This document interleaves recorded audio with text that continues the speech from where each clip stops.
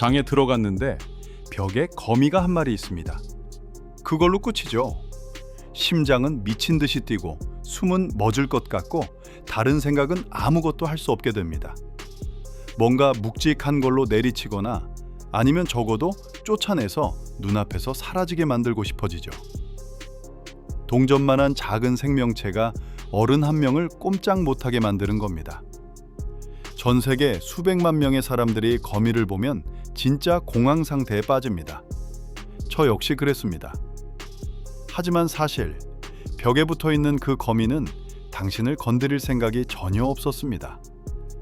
당신이 거미를 무서워하는 것만큼 거미도 당신을 무서워합니다. 거미는 3억 년 동안 지구에 살아왔고 우리보다 훨씬 먼저 이곳에 나타났습니다. 모든 정황을 보면 그들이 우리 영역에 들어온 것이 아니라 우리가 그들의 영역에 들어온 셈입니다. 우리가 거미에게 느끼는 공포는 현실과는 거의 아무런 관련이 없습니다. 그리고 이 영상을 보고 나면 여러분은 거미를 완전히 다른 시선으로 보게 될 겁니다.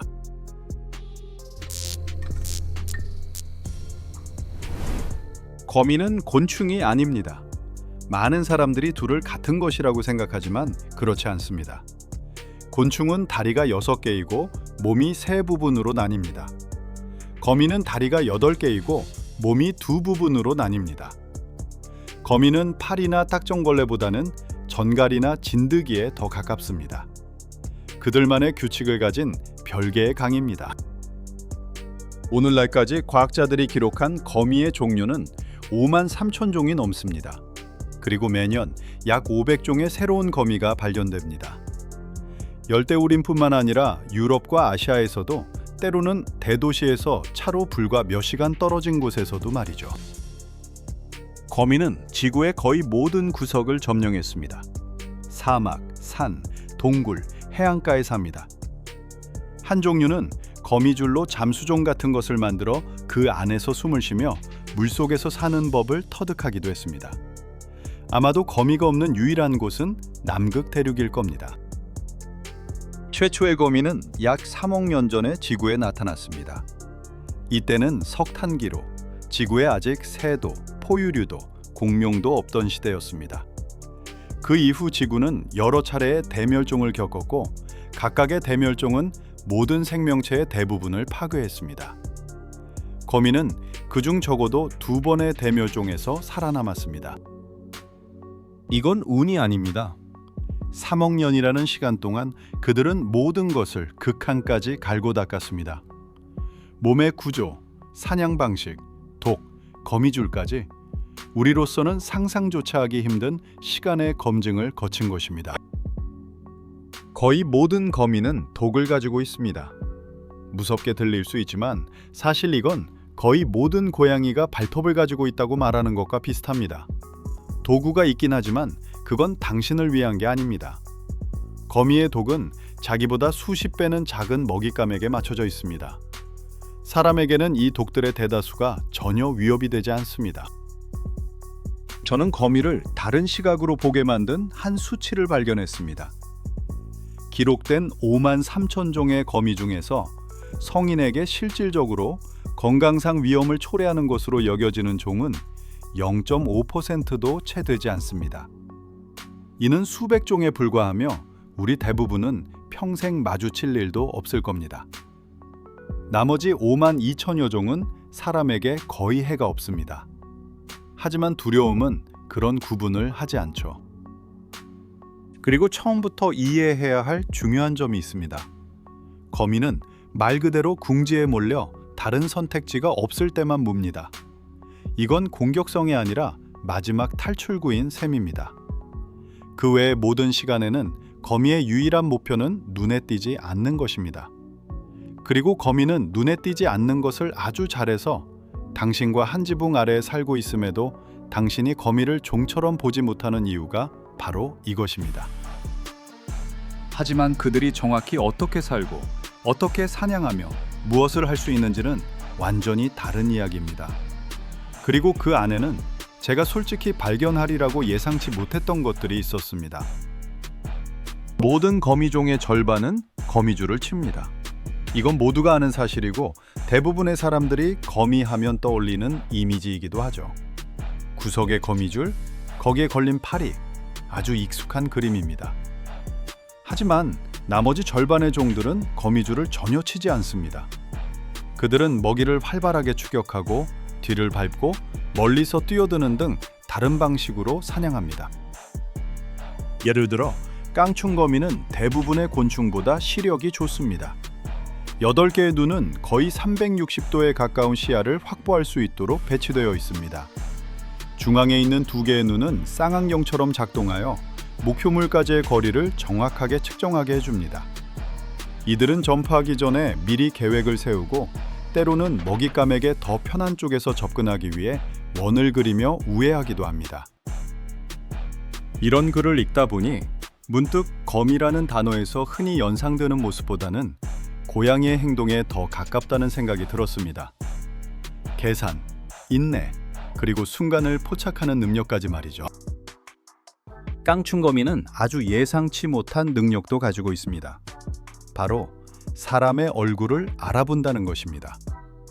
적어도 특정 얼굴들을 구별하고 각각 다르게 반응합니다. 연구에 따르면 이들에게는 개체별 성격 같은 것이 있어서 어떤 놈은 더 조심스럽고 어떤 놈은 더 대담하며 어떤 놈은 호기심이 많은 반면 어떤 놈은 어떤 접촉이든 피한다고 합니다. 사실 거미의 행동은 우리가 흔히 생각하는 것보다 훨씬 복잡합니다. 일부 종들은 먹잇감이 잠시 시야에서 사라져도 그곳까지 가는 경로를 계획할 수 있습니다. 머릿속에 공간 지도를 그리고 그에 따라 행동하는 것이죠. 이것은 자동 조종 장치처럼 움직이는 본능이 아니라 가장 기초적인 형태의 계획에 더 가깝습니다. 한 가지 실험을 상상해 보세요. 과학자들이 깐충거미를 한 발판 위에 그리고 먹이를 다른 발판 위에 놓습니다. 그 사이에는 바로 갈 수 있는 길이 없습니다. 목표물에 도달하기 위해 거미는 먼저 목표물에서 반대 방향으로 멀어져 복잡한 경로를 거친 후에야 공격 지점으로 나아갈 수 있습니다. 가장 이상한 일은 그 다음에 일어납니다. 거미가 우회로를 따라가는 동안 먹이는 시야에서 완전히 사라집니다. 거미는 먹이를 볼 수 없습니다. 하지만 그럼에도 불구하고 선택한 경로를 따라 계속 움직여 먹이를 만나리라 예상했던 바로 그 장소로 나아갑니다. 만약 고양이가 이렇게 행동했다면 아무도 놀라지 않았을 겁니다. 하지만 손톱만한 크기의 생명체가 이런 행동을 할 때 우리는 본능이라는 단어를 다른 시각으로 보게 됩니다. 이제 거미줄에 대해 이야기해 봅시다. 대부분의 사람들은 거미줄이 튼튼하다는 것을 알고 있습니다. 하지만 얼마나 튼튼한지에 대해서는 아는 사람이 거의 없습니다. 거미줄은 사람의 머리카락보다 가늘지만 인장 강도는 같은 지름의 강철을 능가합니다. 동시에 강철은 할 수 없는 끊어지지 않고 늘어나는 능력까지 갖추고 있습니다. 이러한 특성들의 조합 덕분에 거미줄은 아직까지 인공적인 대체제가 없습니다. 인간은 400년 이상 거미줄을 모방하려고 노력해왔습니다.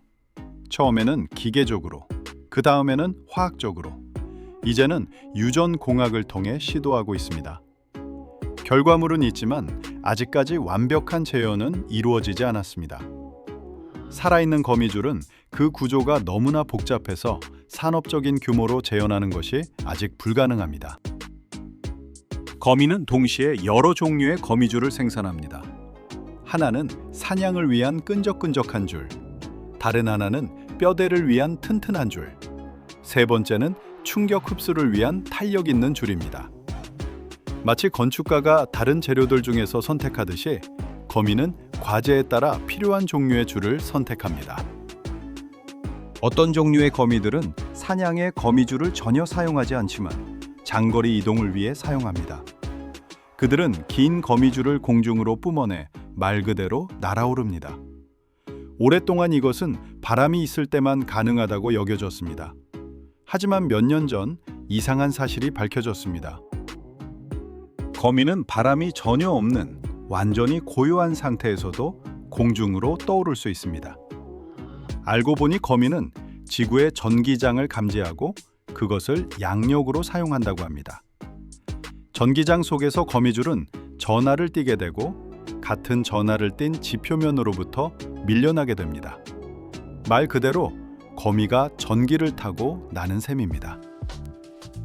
이 사실이 너무 믿기지 않아서 저는 몇 번이고 다시 확인해 봤습니다.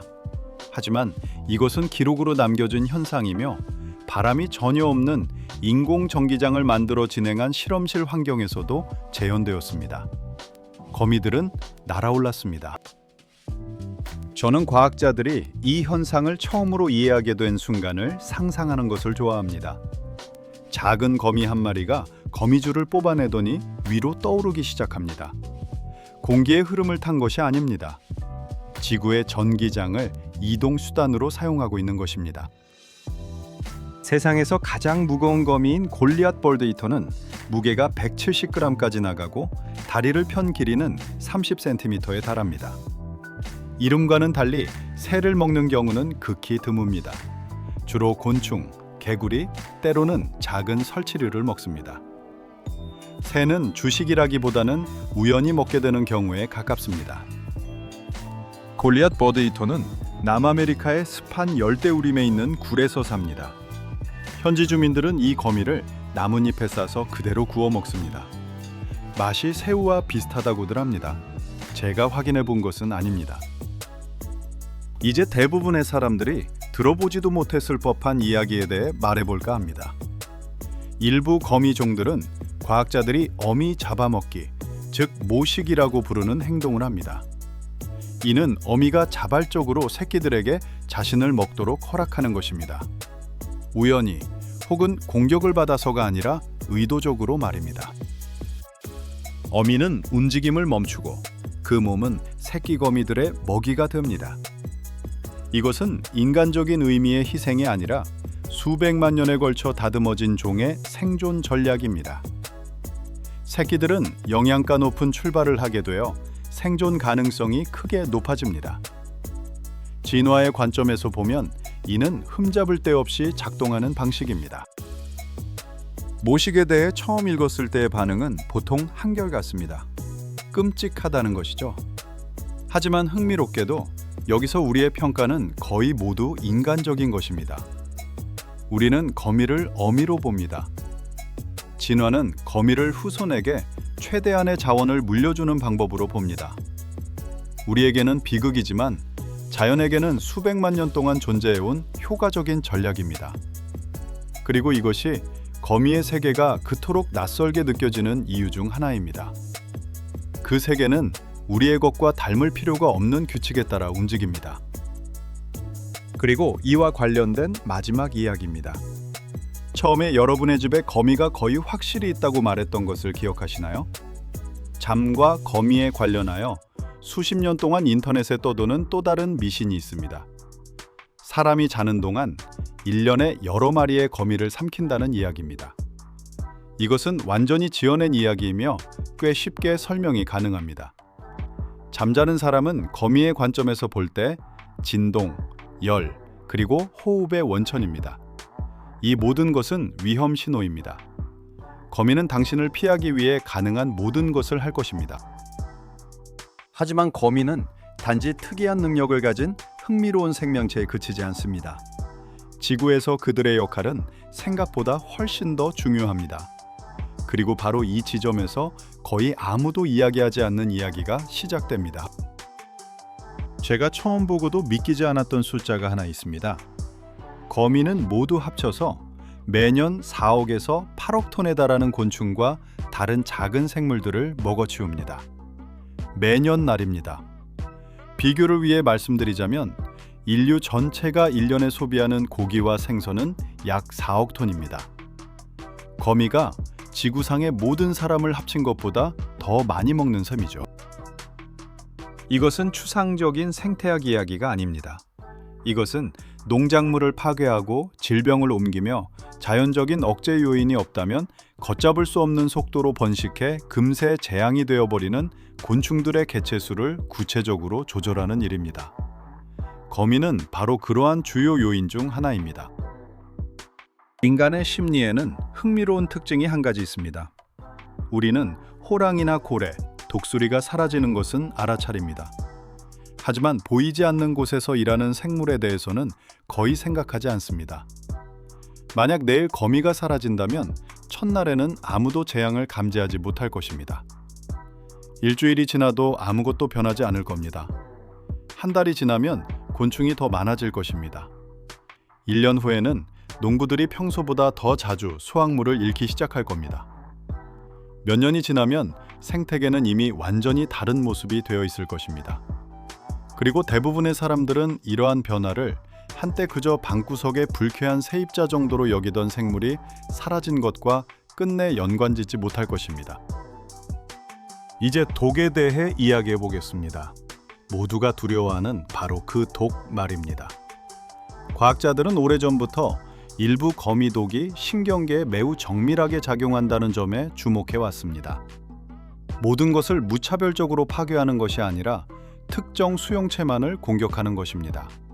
그리고 이것은 예상치 못한 새로운 길을 열어주었습니다. 브라질 방황거미 중 한 종류의 독은 남성에게 지속적인 발기를 유발합니다.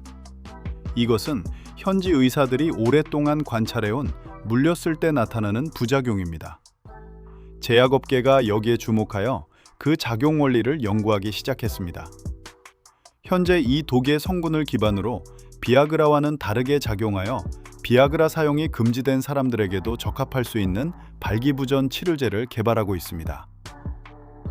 이것이 유일한 분야는 아닙니다. 거미 독의 성분은 뇌전증 치료를 위한 잠재적인 약물이나 뇌졸중 발생 시 신경보호제로도 연구되고 있습니다. 논리는 간단합니다. 만약 독이 신경세포에 정밀하게 영향을 미칠 수 있다면 올바른 접근 방식을 통해 신경세포를 보호할 수도 있다는 뜻입니다. 거미줄 또한 현대 실험실이 생기기 훨씬 이전부터 활용되어 왔습니다. 고대 그리스와 로마에서는 거미줄을 지혈하는 데 사용했습니다.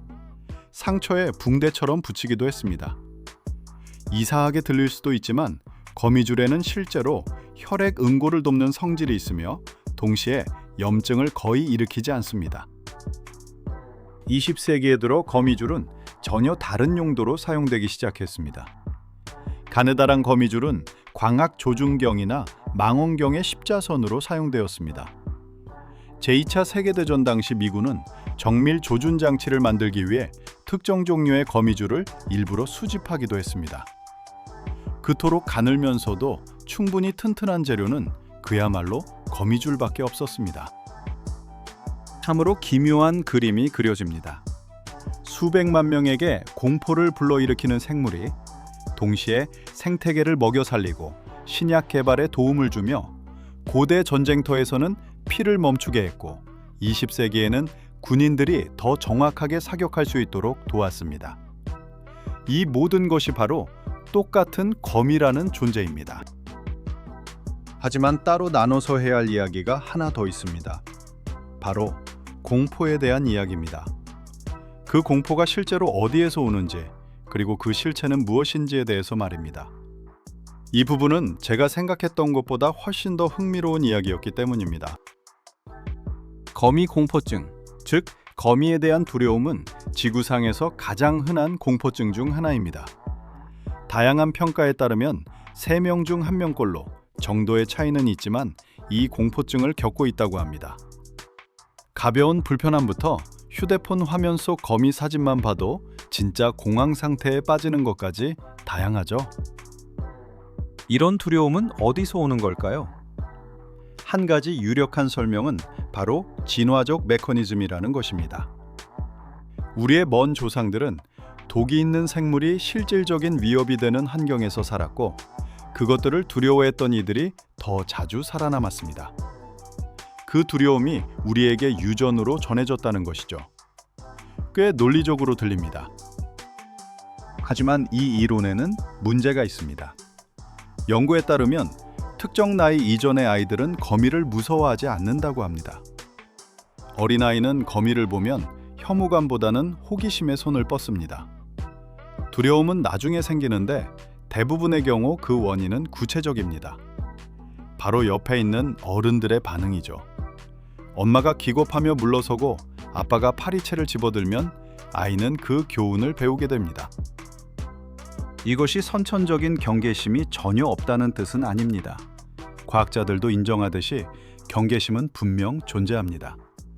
하지만 경계심과 공황 상태 사이에는 엄청난 거리가 있습니다. 그리고 우리는 어린 시절 주변 사람들의 반응을 보면서 그 거리의 대부분을 스스로 채워나갑니다. 이제 실제 위험성에 대해 이야기해 봅시다. 거문과 부거미는 아마 세상에서 가장 유명한 독거미일 겁니다. 그 명성 때문에 이름 자체가 치명적인 위협의 대명사가 되었습니다. 하지만 사실은 좀 다릅니다. 거문과 부거미에 물리면 고통스럽고 근육경련, 메스꺼움, 혈압 상승과 같은 심각한 증상을 유발할 수 있습니다. 하지만 사망하는 경우는 극히 드뭅니다. 거문과 부거미가 흔하게 발견되는 미국에서는 이 거미에 물려 사망하는 사람이 연간 집에서 키우는 개에 물려 사망하는 사람보다 더 적습니다. 제때에 의료 조치를 받으면 거문과 부거미에 물려도 거의 사망에 이르지 않습니다. 흥미로운 점은 실제로 위험한 거미에 물렸다가 살아남은 많은 사람들이 나중에 거의 비슷한 이야기를 한다는 것입니다.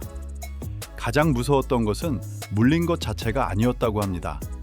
자신을 문 것이 정확히 무엇인지 깨달았을 때가 가장 무서웠다는 것이죠. 고통은 참을 수 있지만 상상력은 즉시 공포 영화의 한 장면을 그려내기 시작합니다. 그리고 종종 거미 자체보다도 바로 그 두려움이 사람에게 더 큰 고통을 안겨줍니다. 타란툴라는 일반적으로 거의 치명적인 괴물처럼 여겨집니다. 하지만 실제로는 대부분의 타란툴라 종에 물렸을 때의 느낌은 말벌에 쏘였을 때와 비슷합니다. 고통스럽고 불쾌하지만 그 이상은 아닙니다. 수천 종 중에서 성인의 건강에 심각한 위협이 되는 것은 극소수에 불과합니다.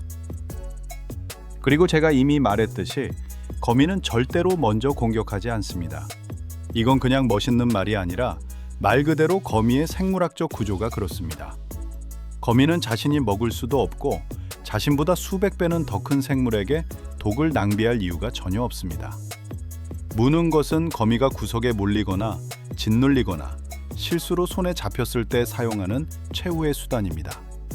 다른 어떤 상황에서는 그냥 스스로 도망가 버립니다. 결론적으로 수억 명의 사람들이 느끼는 두려움은 자신들을 피하는 생물을 향한 것입니다. 수년간 옆에 살면서 아무런 해를 끼치지 않는 생물, 사람과 마주치면 도망갈 방법부터 찾는 그런 생물을 말입니다. 하지만 그렇다고 해서 두려움이 사라지는 것은 아닙니다. 거미가 안전하다는 것을 아는 것과 거미를 무서워하지 않게 되는 것은 전혀 다른 문제입니다. 그리고 바로 이 지점에서 생물학은 끝나고 다른 무언가가 시작됩니다. 거미와 농구에 관한 옛 이야기가 있습니다. 한 농구가 매일 자기네 헛간에 있는 거미들을 죽였는데 무서워서이기도 했고 또 그의 아버지가 그렇게 했기 때문이었습니다. 어느 날 메뚜기 떼가 농작물을 전부 먹어치웠습니다. 거미를 건드리지 않았던 이웃의 헛간은 무사했습니다. 이 이야기가 얼마나 실제 있었던 일인지는 모르겠지만 그 비유만큼은 정확합니다. 우리는 인류가 존재했던 시간만큼이나 오랫동안 거미와 함께 살아왔습니다. 거미는 우리 조상들의 동굴에도, 고대 로마의 집에도, 중세 유럽의 오두막에도 있었습니다. 그 시간 내내 거미들은 식량을 축내고 질병을 옮기는 해충들을 사냥했습니다. 조용히, 눈에 띄지 않게, 우리가 어떤 부탁을 하지도 않았는데 말입니다. 그럼에도 거미에 대한 인식은 문화권마다 눈에 띄게 달랐습니다.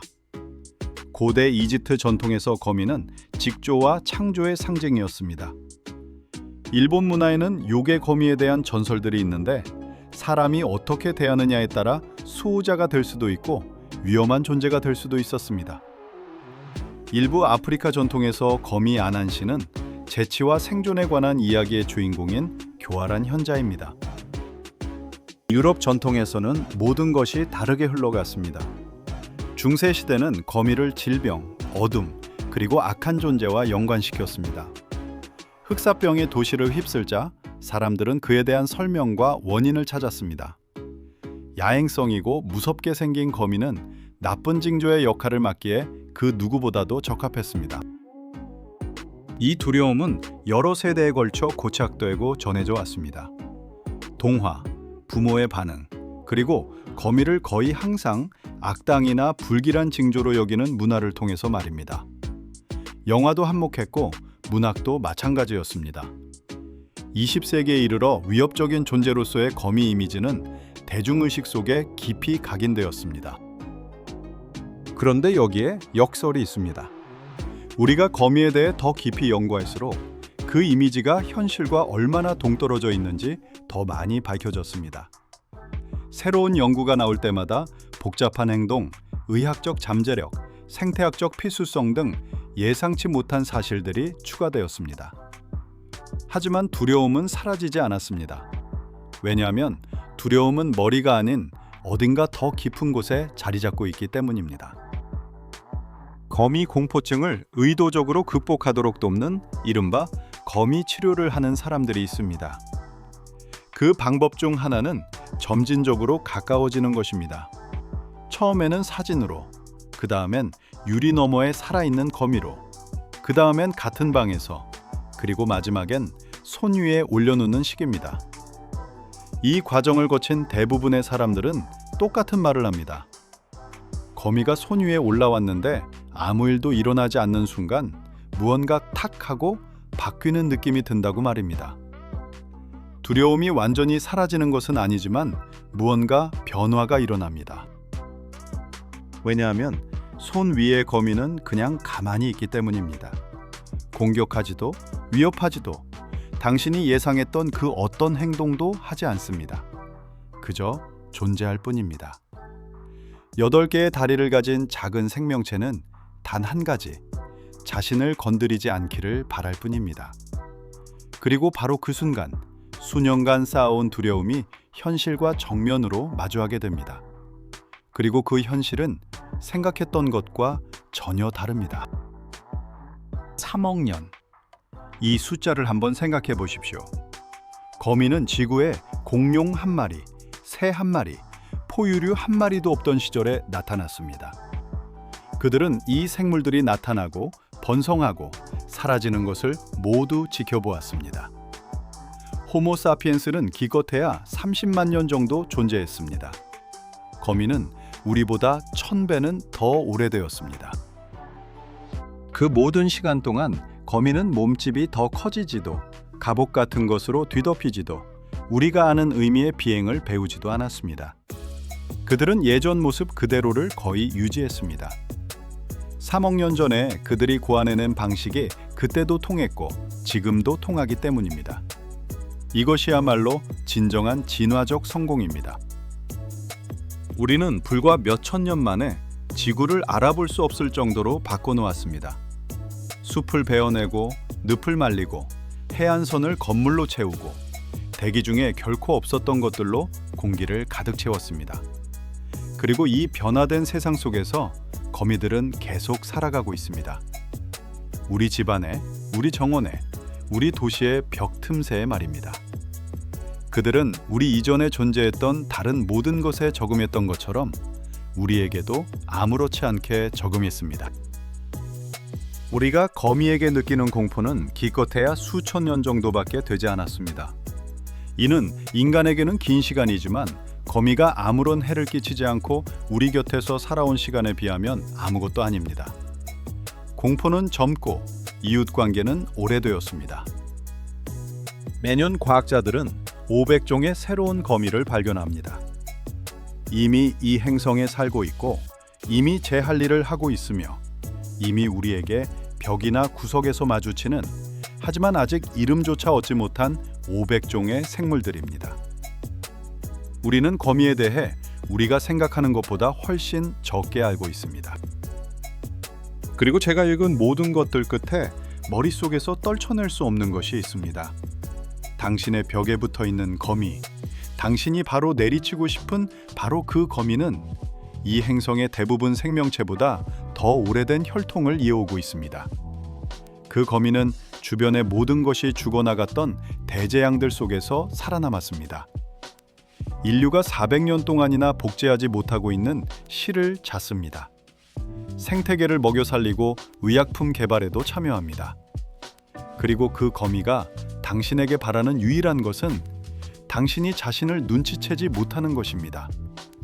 어쩌면 다음번에 손이 슬리퍼로 향할 때 당신은 이 생물들을 조금 다른 시선으로 바라보게 될지도 모릅니다.